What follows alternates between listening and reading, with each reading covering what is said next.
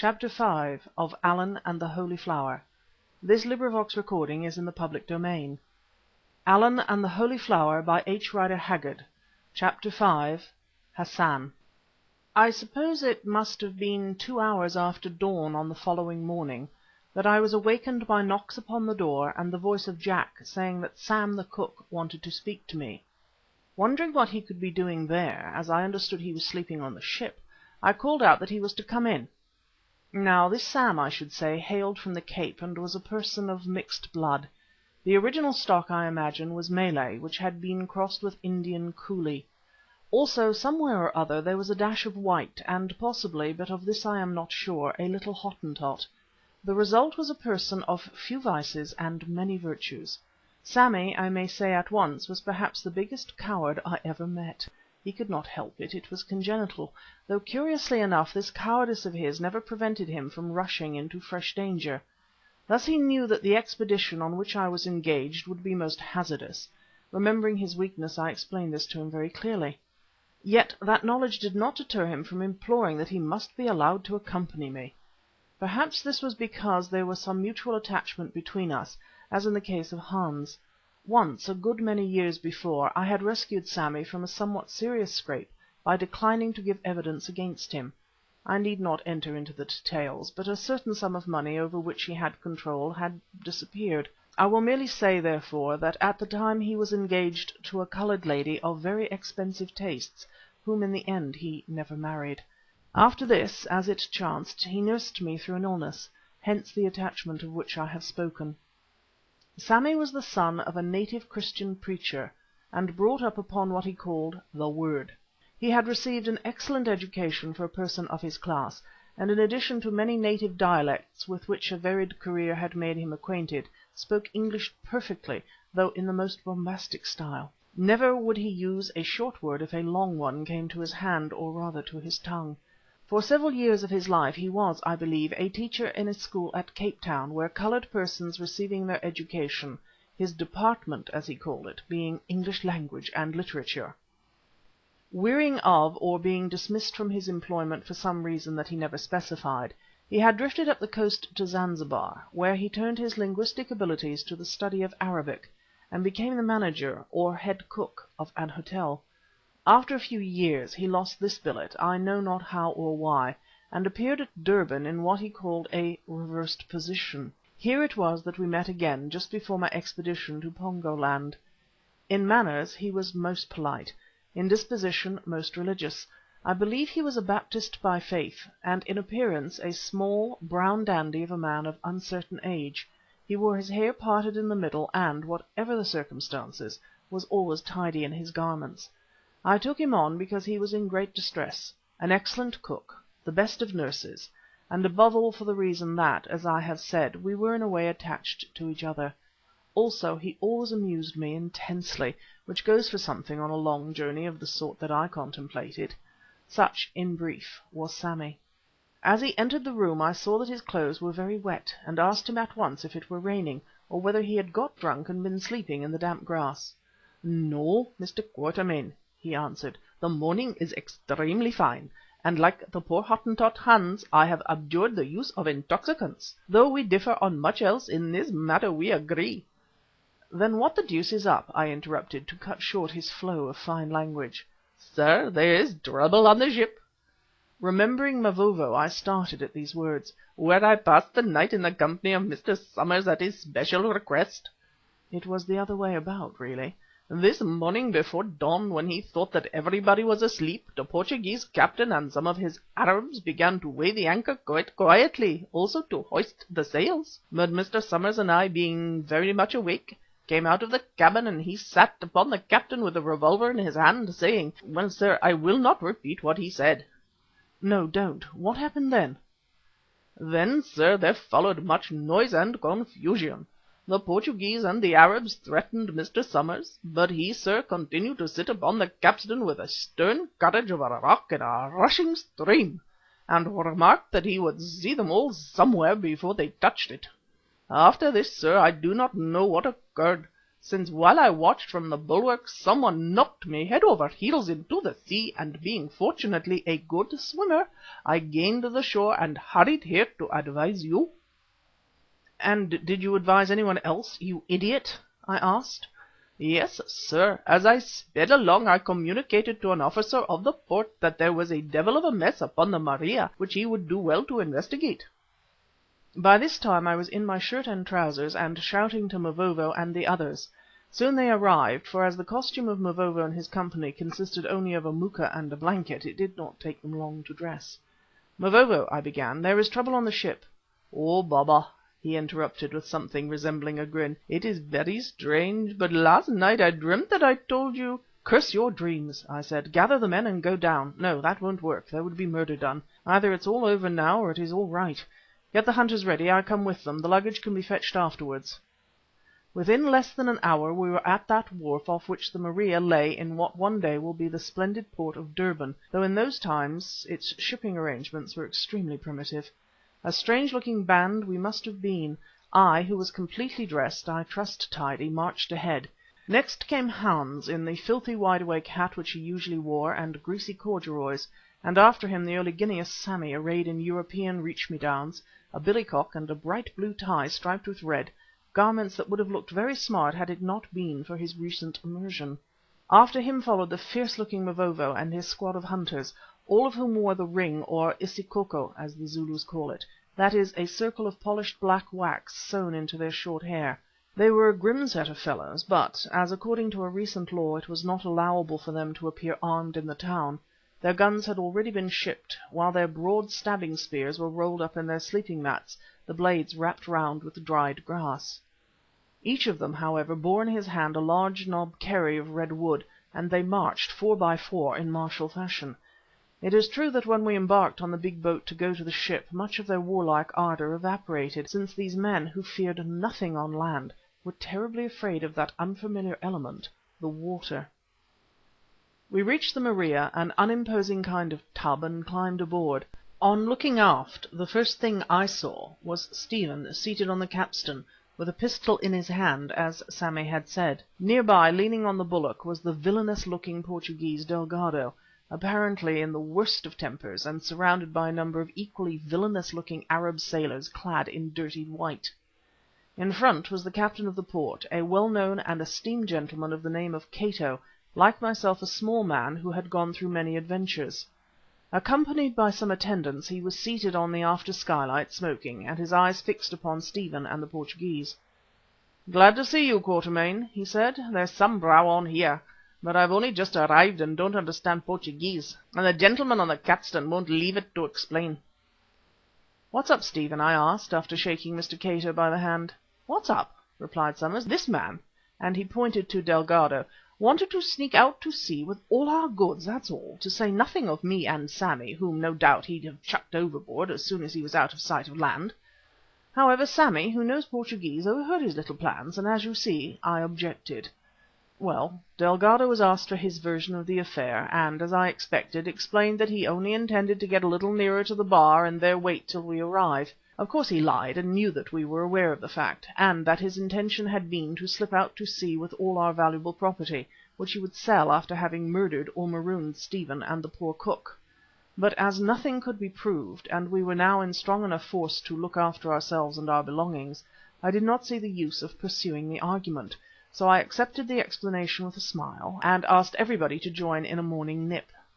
Afterwards Stephen told me that while I was engaged with Mavovo on the previous night, a message had reached him from Sammy, who was on board the ship in charge of our belongings, saying that he would be glad of some company. Knowing the cook's nervous nature, fortunately enough he made up his mind at once to go and sleep upon the Maria. In the morning trouble arose as Sammy had told me. What he did not tell me was that he was not knocked overboard, as he said, but took to the water of his own accord, when complications with Delgado appeared imminent. "I understand the position," I said, "and all's well that ends well, but it's lucky you thought of coming on board to sleep." After this everything went right. I sent some of the men back in charge of Stephen for our remaining effects, which they brought safely aboard, and in the evening we sailed. Our voyage up to Kilwa was beautiful, a gentle breeze driving us forward over a sea so calm that not even Hans, who I think was one of the worst sailors in the world, or the Zulu hunters, were really sick, though as Sammy put it, they declined their food. I think I was on the 5th night of our voyage, or it may have been the 7th, when we anchored one afternoon off the island of Kilwa, not very far from the old Portuguese fort. Delgado, with whom we had little to do during the passage, hoisted some queer sort of signal. In response a boat came off containing what he called the port officials, a band of cut-throat, desperate-looking blackfellows in charge of a pock-marked, elderly half-breed, who was introduced to us as the Bey Hassan ben Mohammed. Then Mr. Hassan ben Mohammed entirely disapproved of our presence on the ship, and especially of our proposed landing at Kilwa, was evident to me from the moment that I set eyes upon his ill-favoured countenance. After a hurried conference with Delgado, he came forward and addressed me in Arabic, of which I could not understand a word. Luckily, however, Sam the cook, who, as I think I said, was a great linguist, had a fair acquaintance with this tongue, acquired, it appears, while at the Zanzibar Hotel, so, not trusting Delgado, I called on him to interpret. "What is he saying, Sammy?" I asked. He began to talk to Hassan and replied presently, "Sir, he makes you many compliments. He says that he has heard what a great man you are from his friend Delgado, also that you and Mr. Somers are English, a nation which he adores." "Does he?" I exclaimed. "I should never have thought it from his looks. Thank him for his kind remarks, and tell him that we are going to land here and march up country to shoot." Sammy obeyed, and the conversation went on somewhat as follows. "With all humility, I, i.e. Hassan, request you not to land. This country is not a fit place for such noble gentlemen. There is nothing to eat, and no head of game has been seen for years. The people in the interior are savages of the worst sort, whom hunger has driven to take to cannibalism. I would not have your blood upon my head. I beg of you, therefore, to go on in this ship to Delagoa Bay, where you will find a good hotel, or to another place you may select." A.Q. "May I ask you, noble sir, what is your position at Kilwa, that you consider yourself responsible for our safety?" H. "Honoured English lord, I am a trader here of Portuguese nationality, but born of an Arab mother of high birth and brought up among that people. I have gardens on the mainland, tended by my native servants, who are as children to me, where I grow palms and cassava and ground nuts and plantains and many other kinds of produce. All the tribes in this district look upon me as their chief and venerated father." A.Q. "Then, noble Hassan, you will be able to pass us through them, seeing that we are peaceful hunters who wish to harm no one." A long consultation between Hassan and Delgado, during which I ordered Mavovo to bring his Zulus on deck with their guns. H. "Honoured English lord, I cannot allow you to land." A.Q. "Noble son of the Prophet, I intend to land with my friend, my followers, my donkeys and my goods early to-morrow morning. If I can do so with your leave I shall be glad. If not," and I glanced at the fierce group of hunters behind me. H. "Honoured English lord, I shall be grieved to use force, but let me tell you that in my peaceful village ashore I have at least 100 men armed with rifles, whereas here I see under 20. A.Q. (after reflection and a few words with Stephen Somers): "Can you tell me, noble sir, if, from your peaceful village, you have yet sighted the English man of war Crocodile? I mean the steamer that is engaged in watching for the dhows of wicked slavers. A letter from her captain informed me that he would be in these waters by yesterday. Perhaps, however, he has been delayed for a day or two." If I had exploded a bomb at the feet of the excellent Hassan, its effect could scarcely have been more remarkable than that of this question. He turned, not pale but a horrible yellow, and exclaimed, "English man of war? Crocodile? I thought she had gone to Aden to refit and would not be back at Zanzibar for 4 months." A.Q. "You have been misinformed, noble Hassan. She will not refit till October. Shall I read you the letter?" And I produced a piece of paper from my pocket. "It may be interesting, since my friend the captain, whom you remember is named Flowers, mentions you in it. He says—" Hassan waved his hand. "It is enough. I see, honoured lord, that you are a man of mettle not easily to be turned from your purpose. In the name of God the Compassionate, land and go wheresoever you like. A.Q. I think that I had almost rather wait until the crocodile comes in. H. Land, land, Captain Delgado, get up the cargo and man your boat. Mine too is in the service of these lords. You, Captain, will like to get away by this night's tide. There is still light, Lord Quatermain, and such hospitality as I can offer is at your service. A.Q. Ah, I knew, Bey Hassan, that you were only joking with me when you said that you wished us to go elsewhere. An excellent jest, truly, from one whose hospitality is so famous. Well, to fall in with your wishes, we will come ashore this evening, and if the Captain Delgado chances to sight the Queen's ship Crocodile before he sails, perhaps he will be so good as to signal us with a rocket. Certainly, certainly, interrupted Delgado, who upon this time had pretended that he understood no English, the tongue in which I was speaking to the interpreter, Sammy. Then he turned and gave orders to his Arab crew to bring up our belongings from the hold and to lower the Maria's boat. Never did I see goods transferred in quicker time. Within half an hour every one of our packages was off that ship, for Stephen Somers kept account of them. Our personal baggage went into the Maria's boat, and the goods together with the 4 donkeys which were lowered on to the top of them, were rumbled pell-mell into the barge-like punt belonging to Hassan. Here also I was accommodated with about half of our people, the rest taking their seats in the smaller boat under the charge of Stephen. At length all was ready and we cast off. "Farewell, Captain," I cried to Delgado. "If you should sight the crocodile—" At this point Delgado broke into such a torrent of bad language in Portuguese, Arabic and English that I fear the rest of my remarks never reached him. As we rowed shorewards I observed that Hans, who was seated near to me under the stomach of a jackass, was engaged in sniffing at the sides and bottom of the barge as a dog might do, and asked him what he was about. "A very odd smell in this boat," he whispered back in Dutch. "It stinks of Kaffir man, just like the hold of the Maria. I think this boat is used to carry slaves." "Be quiet," I whispered back, "and stop nosing at those planks." But to myself I thought, Hans is right. We are in a nest of slave traders, and this Hassan is their leader. We rowed past the island, on which I observed the ruins of an old Portuguese fort and some long grass-roofed huts, where, I reflected, the slaves were probably kept until they could be shipped away. Observing my glance fixed upon these, Hassan hastened to explain through Sammy that they were storehouses in which he dried fish and hides and kept goods.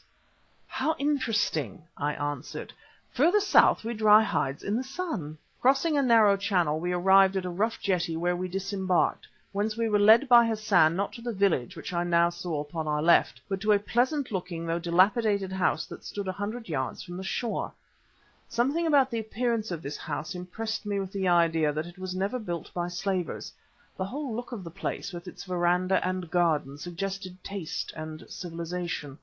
Evidently educated people had designed it and resided here.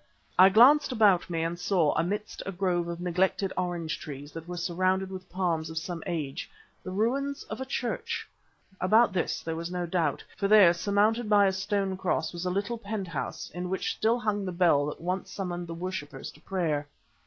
"Tell the English lord," said Hassan to Sammy, "that these buildings were a mission station of the Christians, who abandoned them more than 20 years ago. When I came here I found them empty."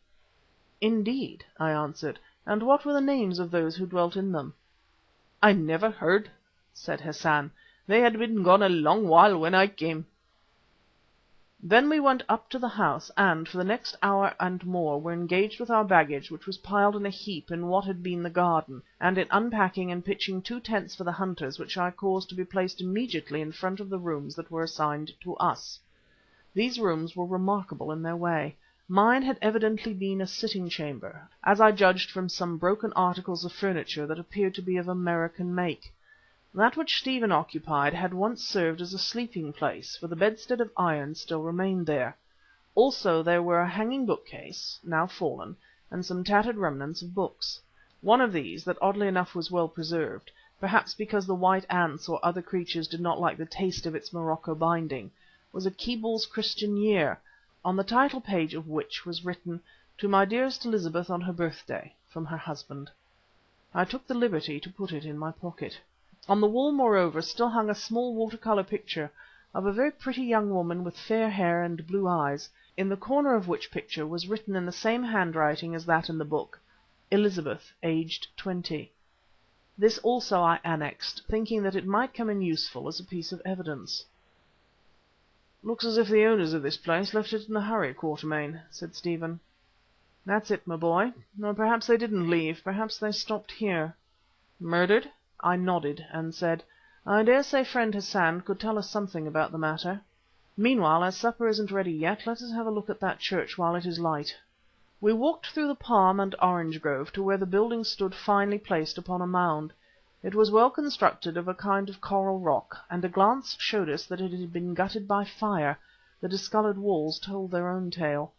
The interior was now full of shrubs and creepers, and an ugly yellowish snake glided from what had been the stone altar. Without, the graveyard was enclosed by a broken wall, only we could see no trace of graves. Near the gateway, however, was a rough mound. "If we could dig into that," I said, "I expect we should find the bones of the people who inhabited this place. Does that suggest anything to you, Stephen?" "Nothing, except that they were probably killed." "You should learn to draw inferences. It is a useful art, especially in Africa. It suggests to me that, if you are right, the deed was not done by natives, who would never take the trouble to bury the dead. Arabs, on the contrary, might do so, especially if there were any bastard Portuguese among them who called themselves Christians. But whatever happened must have been a long while ago," and I pointed to a self-sown hardwood tree growing from the mound, which could scarcely have been less than 20 years old. We returned to the house to find that our meal was ready. Hassan had asked us to dine with him, but for obvious reasons I preferred that Sammy should cook our food and that he should dine with us. He appeared full of compliments, though I could see hate and suspicion in his eye, and we fell to on the kid that we had bought from him, for I did not wish to accept any gifts from this fellow. Our drink was square-face gin, mixed with water that I sent Hans to fetch with his own hands from the stream that ran by the house, lest otherwise it should be drugged. At first Hassan, like a good Mohammedan, refused to touch any spirits, but as the meal went on he politely relented upon this point, and I poured him out a liberal tot. The appetite comes in eating, as the Frenchman said, and the same thing applies to drinking. So at least it was in Hassan's case, who probably thought that the quantity swallowed made no difference to his sin. After the third dose of square-face he grew quite amiable and talkative. Thinking the opportunity a good one, I sent for Sammy, and through him told our host that we were anxious to hire 20 porters to carry our packages. He declared there was not such a thing as a porter within 100 miles, whereon I gave him some more gin. The end of it was that we struck a bargain, I forget for how much, he promising to find us 20 good men who were to stay with us for as long as we wanted them. Then I asked him about the destruction of the mission station, but though he was half drunk, on this point he remained very close. All he would say was that he had heard that 20 years ago the people called the Mazitu, who were very fierce, had raided right down to the coast and killed those who dwelt there, except a white man and his wife who had fled inland and never been seen again. "How many of them were buried in that mound by the church?" I asked quickly. "Who told you they were buried there?" he replied with a start, but seeing his mistake went on. "I do not know what you mean. I never heard of anyone being buried. Sleep well, honoured lords. I must go and see to the loading of my goods upon the Maria." Then rising he salaamed and walked, or rather rolled, away. "So the Maria hasn't sailed after all," I said, and whistled in a certain fashion. Instantly Hans crept into the room out of the darkness, for this was my signal to him. "Hans," I said, "I hear sounds upon that island. Slip down to the shore and spy out what is happening. No one will see you if you are careful." "No, Baas," he answered with a grin. "I do not think that anyone will see Hans if he is careful, especially at night," and he slid away as quietly as he had come. Now I went out and spoke to Mavovo, telling him to keep a good watch and to be sure that every man had his gun ready, as I thought that these people were slave traders and might attack us in the night. In that event, I said, we were to fall back upon the step, but not to fire until I gave the word. "Oh, good, my father," he answered. "This is a lucky journey. I never thought that there would be hope of war so soon. My Snake forgot to mention it the other night. Sleep safe, Macumazahn. Nothing that walks shall reach you while we live." "Don't be so sure," I answered, and we lay down in the bedroom with our clothes on and our rifles by our side. The next thing I remember was someone shaking me by the shoulder. I thought it was Stephen, who had agreed to keep awake for the first part of the night and to call me at 1 in the morning. Indeed, he was awake, for I could see the glow from the pipe he smoked. "Baas," whispered the voice of Hans, "I have found out everything. They are loading the Maria with slaves, taking them in big boats from the island." "So," I answered, "but how did you get here? Are the hunters asleep without?" He chuckled. "No, they are not asleep. They look with all their eyes and listen with all their ears. Yet old Hans passed through them. Even the Baas Somers did not hear him." "That I didn't," said Stephen. "Thought a rat was moving, no more." I stepped through the place where the door had been on the step. By the light of the fire which the hunters had lit without, I could see Mavovo sitting wide awake, his gun upon his knees, and beyond him 2 sentries. I called him and pointed to Hans. "See," I said, "what good watchmen you are when one can step over your heads and enter my room without your knowing it." Mavovo looked at the Hottentot and felt his clothes and boots to see whether they were wet with the night dew. "Ow!" he exclaimed in a surly voice. "I say that nothing which walks could reach you, Macumazahn, but this yellow snake has crawled between us on his belly. Look at the new mud that stains his waistcoat." "Yet snakes can bite and kill," answered Hans with a snigger. "Oh, you Zulus think that you are very brave and shout and flourish spears and battle axes. One poor Hottentot dog is worth a whole impi of you after all. No, don't try to strike me, Mavovo the warrior, since we both serve the same master in our separate ways. When it comes to fighting I will leave the matter to you, and when it is a case of watching or spying, do you leave it to Hans.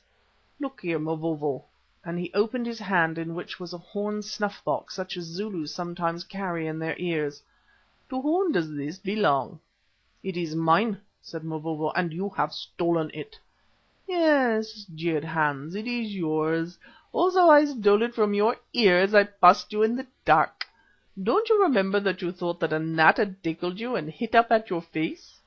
"It is true," growled Mavovo, "and you, snake of a Hottentot, are great in your own low way. Yet next time anything tickles me I shall strike not with my hand but with a spear." Then I turned them both out, remarking to Stephen that this was a good example of the eternal fight between courage and cunning. After this, as I was sure that Hassan and his friends were too busy to interfere with us that night, we went to bed and slept the sleep of the just. When I got up the next morning I found that Stephen Somers had already risen and gone out, nor did he appear until I was half through my breakfast. "Where on earth have you been?" I asked, noting that his clothes were torn and covered with wet moss. "Up the tallest of those palm trees, Quatermain.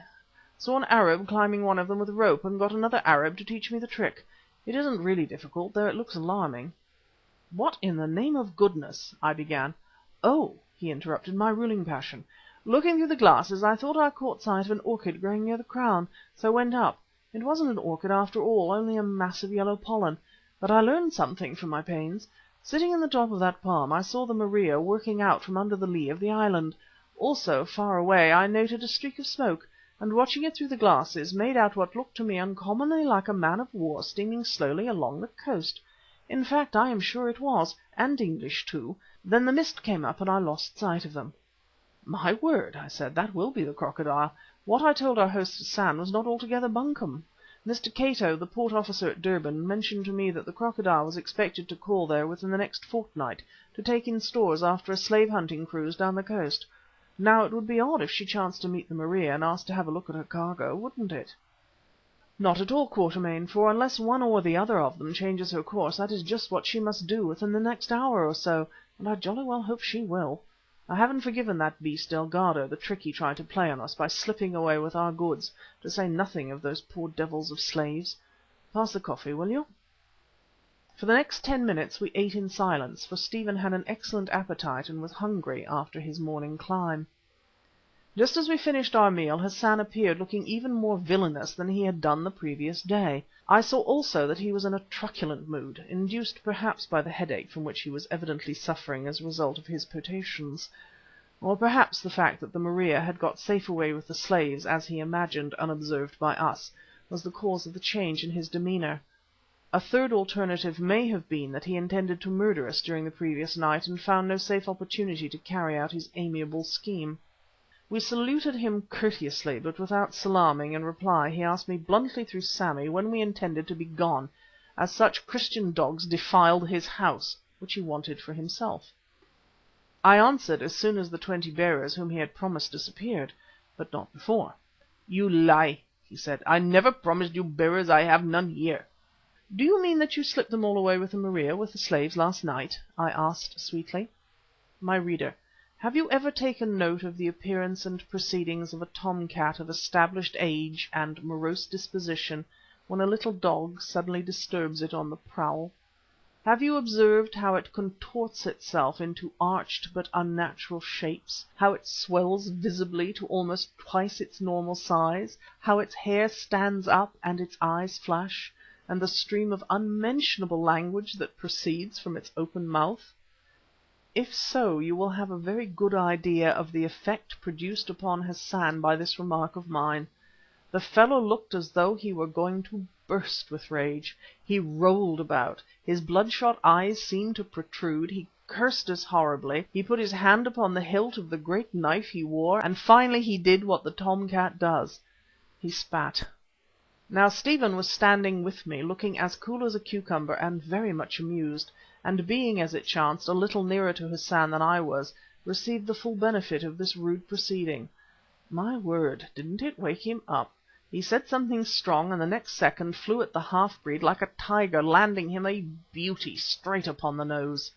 Back staggered Hassan, drawing his knife as he did so, but Stephen's left in the eye caused him to drop it, as he dropped himself. I pounced upon the knife, and since it was too late to interfere, for the mischief had been done, let things take their course and held back the Zulus who had rushed up at the noise. Hassan rose and, to do him credit, came on like a man, head down. His great skull caught Stephen, who was the lighter of the two, in the chest and knocked him over, but before the Arab could follow up the advantage he was on his feet again. Then ensued a really glorious mill. Hassan fought with head and fists and feet, Stephen with fists alone. Dodging his opponent's rushes, he gave it to him as he passed, and soon his coolness and silence began to tell. Once he was knocked over by a hooked one under the jaw, but in the next round he sent the Arab literally flying head over heels. Oh, how those Zulus cheered, and I too danced with delight. Up Hassan came again, spitting out several teeth, and adopting new tactics, grabbed Stephen round the middle. To and fro they swung, the Arab trying to kick the Englishman with his knees and to bite him also, till the pain reminded him of the absence of his front teeth. Once he nearly got him down, nearly, but not quite, for the collar by which he had gripped him, his object was to strangle, burst, and at that juncture Hassan's turban fell over his face, blinding him for a moment. Then Stephen gripped him round the middle with his left arm, and with his right pommelled him unmercifully till he sank in a sitting position to the ground and held up his hand in token of surrender. "The noble English lord has beaten me," he gasped. "Apologise," yelled Stephen, picking up a handful of mud, "or I shove this down your dirty throat." He seemed to understand. At any rate he bowed till his forehead touched the ground, and apologised very thoroughly. "Now that is over," I said cheerfully to him, "so how about those bearers?" "I have no bearers," he answered. "You dirty liar!" I exclaimed. "One of my people has been down to your village there and says it is full of men." "Then go and take them for yourself," he replied viciously, for he knew that the place was stockaded. Now I was in a fix.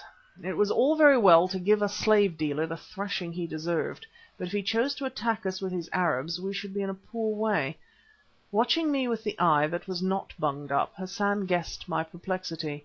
"I have been beaten like a dog," he said, his rage returning to him with his breath, "but God is compassionate and just. He will avenge in due time." The words had not left his lips for 1 second when from somewhere out at sea there floated the sullen boom of a great gun. At this moment, too, an Arab rushed up from the shore crying, "Where is the Bey Hassan?" "Here," I said, pointing at him. The Arab stared until I thought his eyes would drop out, for the Bey Hassan was indeed a sight to see. Then he gabbled in a frightened voice, "Captain, an English man of war is chasing the Maria." Boom went the great gun for the second time. Hassan said nothing, but his jaw dropped, and I saw that he had lost exactly 3 teeth. "That is the crocodile," I remarked slowly, causing Sammy to translate, and as I spoke produced from my inner pocket a Union Jack which I had placed there after I heard that the ship was sighted. "Stephen," I went on as I shook it out, "if you have got your wind, would you mind climbing up that palm tree again and signalling with this to the crocodile out at sea?" "By George, that's a good idea," said Stephen, whose jovial face, although swollen, was now again wreathed in smiles. "Hans, bring me a long stick and a bit of string." But Hassan did not think it at all a good idea. "English lord," he gasped, "you shall have the bearers. I will go to fetch them." "No, you won't," I said. "You will stop here as a hostage. Send that man." Hassan uttered some rapid orders and the messenger sped away, this time towards the stockaded village on the right. As he went another messenger arrived, who also stared amazedly at the condition of his chief. "Bey, if you are the Bey," he said in a doubtful voice, for by now the amiable face of Hassan had begun to swell and colour, "with the telescope we have seen that the English man of war has sent a boat and boarded the Maria." "God is great," muttered the discomfited Hassan, "and Delgado, who is a thief and a traitor from his mother's breast, will tell the truth. The English sons of Satan will land here. All is finished. Nothing is left but flight. Bid the people fly into the bush and take the slaves, I mean their servants. I will join them." "No, you won't," I interrupted through Sammy. "At any rate, not at present. You will come with us." The miserable Hassan reflected, then he said, "Lord Quatermain." I remember the title because it is the nearest I ever got, or am likely to get, to the peerage. "If I furnish you with the 20 bearers and accompany you for some days on your journey inland, will you promise not to signal to your countrymen on the ship and bring them ashore?" "What do you think?" I asked of Stephen. "Oh," he answered, "I think I'd agree.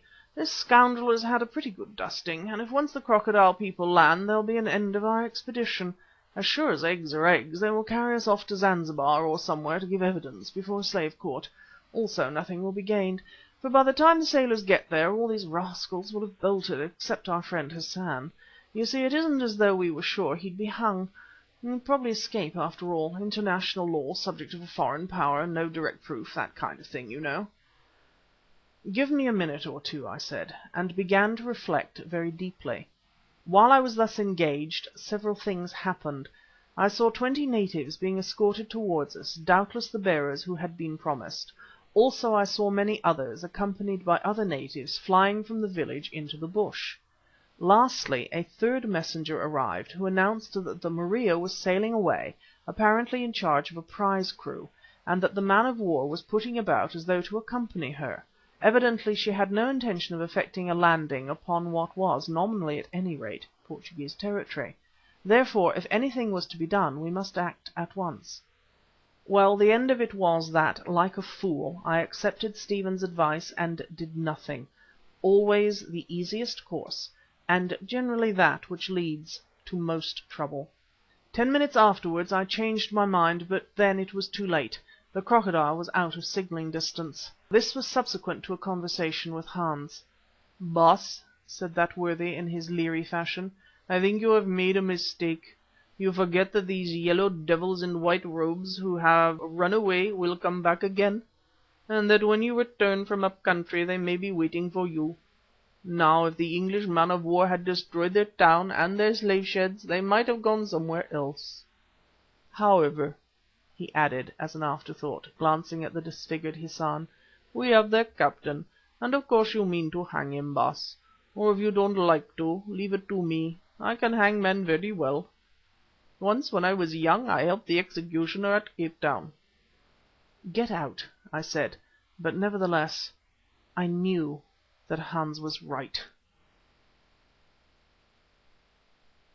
Chapter 6